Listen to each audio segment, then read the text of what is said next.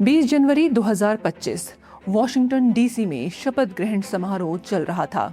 दुनिया इसे सिर्फ सत्ता परिवर्तन की तरह देख रही थी, लेकिन असली कहानी कुछ और ही थी।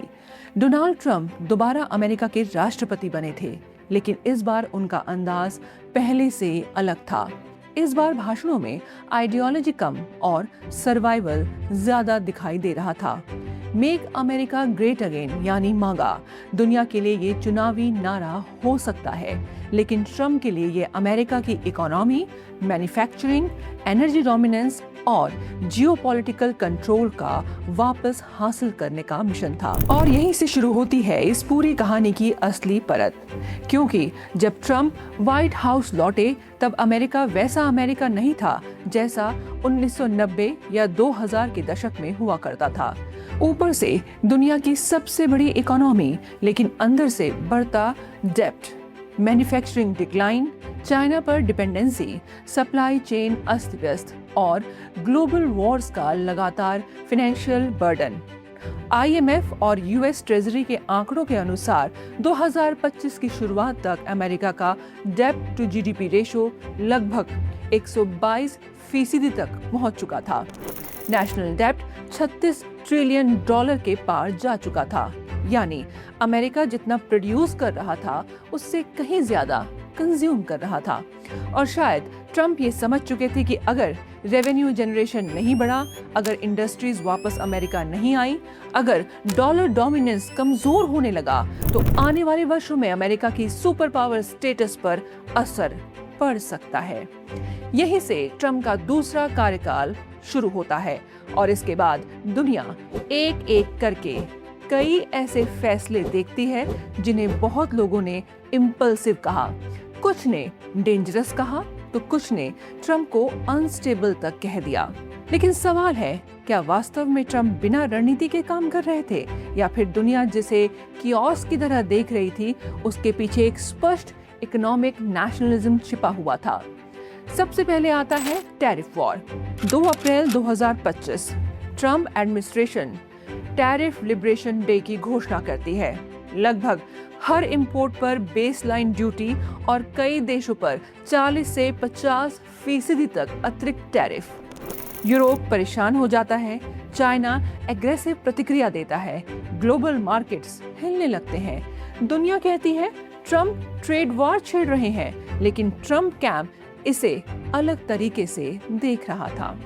उनका तर्क साफ था, अगर अमेरिकन मार्केट दुनिया के लिए सबसे बड़ा कंज्यूमर बेस है, तो बाकी देश अमेरिका की इकोनॉमी से पैसा कमाकर आगे क्यों बढ़े, जबकि अमेरिका का मैन्युफैक्चरिंग सेक्टर खाली होता जाए।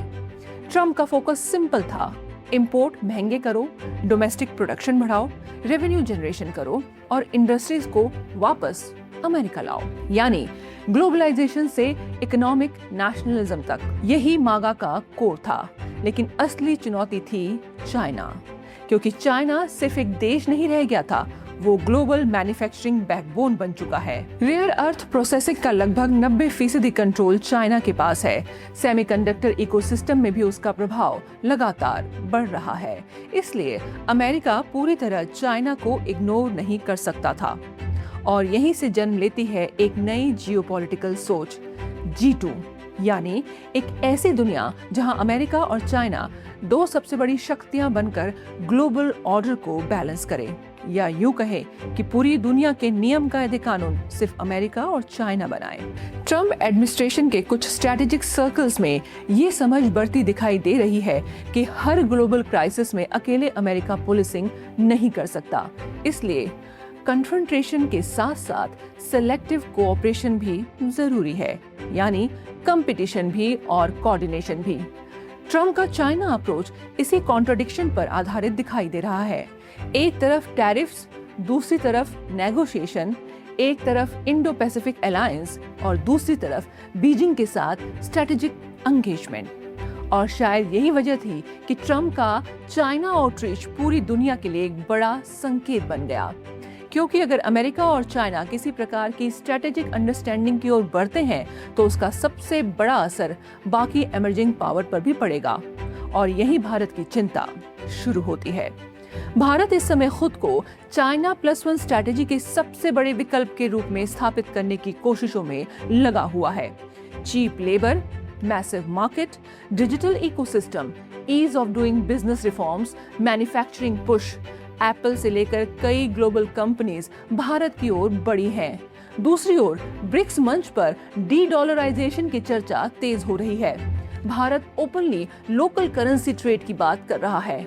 यूक्रेन वॉर के बाद रशिया से डिस्काउंटेड ऑयल खरीदकर भारत ने अपने स्ट्रैटेजिक इंटरेस्ट को प्राथमिकता दी, यानी भारत बैलेंसिंग डिप्लोमेसी खेल रहा है। लेकिन ट्रम्प की अमेरिका फर्स्ट पॉलिसी के सामने हर देश को अपने नेशनल इंटरेस्ट बचाने हैं।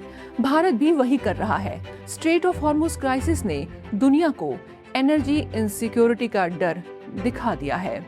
हॉर्मुज, जहां से दुनिया का लगभग 20% ऑयल और गैस सप्लाई गुजरती है। युद्ध बढ़ा, ऑयल प्राइसेस बढ़ने लगे हैं। अब यूरोप घबरा रहा है, एशिया सप्लाई डिसरप्शन से डर रहा है। लेकिन इसी क्राइसिस में अमेरिका को अपॉर्चुनिटी दिखाई दे रही है, क्योंकि अमेरिका अब सिर्फ ऑयल कंज्यूमर नहीं रहा, वो दुनिया का सबसे बड़ा ऑयल प्रोड्यूसर बन चुका है। क्योंकि मिडिल ईस्ट में बड़ा टकराव शुरू होने से पहले अपने पड़ोसी देश वेनेजुएला में ट्रम्प एडमिनिस्ट्रेशन ने जो आक्रामक रवैया अपनाया, उसे पूरी दुनिया ने देखा और बहुत लोगों को ये समझने में देर नहीं लगी कि इस पूरी जियोपॉलिटिकल शक्ति के पीछे तेल, एनर्जी कंट्रोल और स्ट्रैटेजिक डोमिनेंस की बड़ी लड़ाई है। मिडिल ईस्ट इंस्टेबिलिटी का मतलब था अमेरिकन ऑयल और गैस की ग्लोबल डिमांड बढ़ना, यानी क्राइसिस, लेकिन साथ ही कमर्शियल अपॉर्चुनिटी भी। अमेरिकन एनर्जी कॉर्पोरेशन को मैसिव रेवेन्यू दिख रहा है और ट्रम्प कैंप इसे अमेरिका की स्ट्रैटेजिक एडवांटेज की तरह देख रहा है। हालांकि दूसरी तरफ डोमेस्टिक इन्फ्लेशन, फ्यूल प्राइसेस और सप्लाई डिसरप्शन जैसी चुनौतियां भी अमेरिका के सामने हैं। यानी शॉर्ट टर्म पेन, लेकिन लॉन्ग टर्म स्ट्रैटेजिक पोजीशनिंग। साफ है, ट्रम्प सिर्फ अमेरिका को मजबूत बनाना चाहते हैं। पहले जियोपॉलिटिक्स अक्सर पर्दे के पीछे खेली जाती थी, deep state, convert diplomacy, proxy conflicts, लेकिन ट्रम्प ईरा में बहुत कुछ ओपनली दिखाई देने लगा, जिसकी लाठी उसकी भैंस वाला मॉडल अधिक स्पष्ट हो गया। Oil, technology, supply chain, military leverages, trade pressure, सब कुछ ओपनली ट्रांजैक्शनल दिखने लगा। अब ये डिबेट अलग है कि ट्रम्प सही कर रहे हैं या फिर गलत। ये जजमेंट हम नहीं कर सकते हैं, ये आज का विषय भी नहीं है। लेकिन ये समझना जरूरी है कि ट्रम्प के हर बड़े फैसले के पीछे एक कंसिस्टेंट थीम है। America first, revenue first, manufacturing first, energy dominance first, strategic control first. यानी मागा केवल इमोशनल स्लोगन नहीं है, ये इकोनॉमिक रीस्ट्रक्चरिंग का एग्रेसिव प्रयास है। नमस्कार।